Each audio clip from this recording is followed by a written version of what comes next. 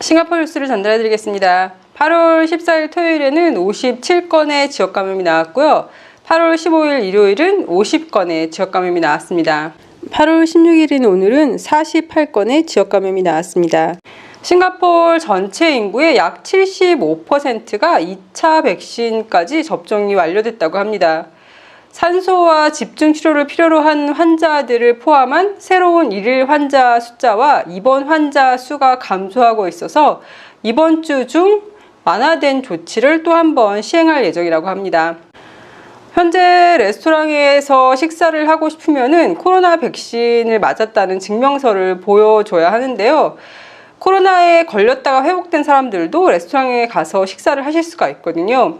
그럼 어떻게 증명을 할 수 있냐면요. 코로나 검사를 하는 모든 클리닉에 가셔서 사전 이벤트 테스트를 면제하는 하드 카피를 받으실 수 있다고 합니다. 최근 270일 이내에 회복된 경우에만 이 사전 이벤트 테스트 면제 통지를 받을 수 있고요. 이거를 레스토랑에 보여주면 입장이 가능하다고 합니다. 최근에 이거를 가짜를 만들어서 보여준 사람이 있었다는 뉴스가 있었는데요. 이 면제 통지서가 진짜인지 가짜인지 확인을 하려면 공지사항에 며칠까지 면제를 받을 수 있는지 날짜가 명시되어 있다고 합니다. 그리고 발행하는 의사와 진료소의 서명 또는 도장이 있다고 합니다. 5인까지만 모여서 식사를 할 수 있지만 5인 이상의 가족은 함께 식사를 할 수 있대 단 한 테이블에 5인까지만 같이 앉아서 식사를 할 수 있기 때문에 나눠 앉아야 하고요. 한 집에 사는 가족을 제외한 나머지 사람들은 테이블에 나눠 앉더라도 5인 이상 식사가 안 된다고 합니다. 싱가포르에 있는 어떤 사람이 본인의 페이스북에 3살 아이가 KKH 병원에서 코로나로 사망했는데 그 정보가 안 나오고 있다, 대중들한테 알려지지 않고 있다라고 주장을 했어요. 그래서 좀 이슈가 됐었는데 싱가포르 보건부에서는 사실이 아니라고 발표를 했고요. 바로 다음날 가짜뉴스법을 명령을 내려서 페이스북에서 다시 이제 정확한 정보를 페이스북에 올려야 한다고 하네요. 하우스 오브 시푸드라는 레스토랑에서는 식당에서 식사를 하실 수 없는 사람들을 위해서 카 다이닝 서비스를 시작했다고 합니다. 레스토랑 주차장에 차를 세워놓고 음식을 시키면 차로 음식을 서빙을 해준다고 합니다. 피치 슈거 메이커라는 홈 베이스 베이커리에서 케이크와 컵케이크를 주문해서 먹은 사람들 중 15명이 식중독 증상으로 병원에 입원을 했는데요. 이 중에는 생일을 맞이해서 이곳에서 케이크 등을 사 먹었던 4살 아이도 포함되었다고 합니다. 무슬림 공동묘지에서 블랙 코브라가 발견돼서 방문객들한테 주의가 요해졌는데요.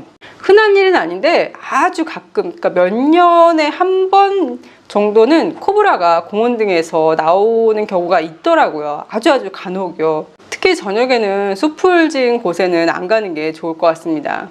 싱가포르에서는 어떤 사람이 성범죄자인지 아닌지 확인할 수 있는 방법이 없나 봅니다. 현재 어린아이와 일하는 사람들에 대해서 어떤 식으로 그 사람에 대한 확인이 필요한지가 의논 중에 있다고 하는데요. 이렇게 이게 이슈가 된 이유가 한 개인 가해를 하는 사람이 10대 소년을 추행했다가 태형과 징역형을 선고받았다고 해요. 그래서 한 국회의원이 대정부 질문에서 이런 성범죄자들에 대한 기록을 학부모가 조회할 수 있어야 되는 게 아니냐라고 질문을 했는데요. 한 연구에 의하면 범죄자 등록부에 있는 범죄자들은 이웃에서 배제되고 실직하며 불안을 느끼는 문제가 역효과를 낳아서 재범할 가능성이 더 높다고 상무관 장관이 얘기를 했거든요. 그래서 이렇게 개인이 정보를 찾아볼 수 있는 기록을 만드는 대신 정부 기관에서 심사 과정을 시행할지 여부를 의논 중이라고 합니다. 30명이 넘는 사람들이 인테리어 업자한테 선수금 등을 맡기고 공사를 시작하지 못했거나 공사 도중 일을 끝내지 못한 상태로 손해를 보았다고 하는데요. 이 업자는 라이센스를 받지 않은 사람이었다고 합니다. 레노베이션을 하기 전에 그 업체가 라이센스를 받은 업체인지를 꼭 확인해야 한다고 합니다. 스페인은 거의 48도에 육박하는 최고 기온을 기록하더니 스페인, 모로코, 이스라엘도 화염에 휩싸였습니다. 세계 최대 커피 수출국인 브라질에서는 기상 악화로 농작물이 피해를 입었고요. 콜롬비아에서는 코로나 때문에 선박 병목 현상과 그리고 또 이렇게 정치적인 것 때문에 이렇게 데모 같은 게 많이 일어나가지고 올해 커피콩 가격이 거의 43%가 올랐다고 합니다. 스타벅스는 훨씬 전에 많이 구매를 해놓고 1년치 가격을 내고해 놓았기 때문에 크게 문제가 없지만 다른 소형 로스터들은 가격을 올릴 수밖에 없을 거라고 하네요. 맛있는 커피를 파는 작은 카페들의 커피 가격이 올라갈 수도 있을 것 같습니다. 사케가 싱가포르의 소주보다 더 먼저 소개가 되었고 이용되었지만 요즘 한류의 영향으로 소주를 이용한 폭탄주를 마시는 사람들이 늘어나고 있다고 하네요. 어제 광복절이었는데요. 한 싱가포르의 역사 블로거가 본인의 인스타그램에 14일 날 올린 거예요. 싱가포르에서 한국의 위안부 할머님들이 계셨던 장소의 사진을 올렸더라고요. 할머님들 생전에 얼른 일본이 제대로 된 사과를 하면 좋겠습니다.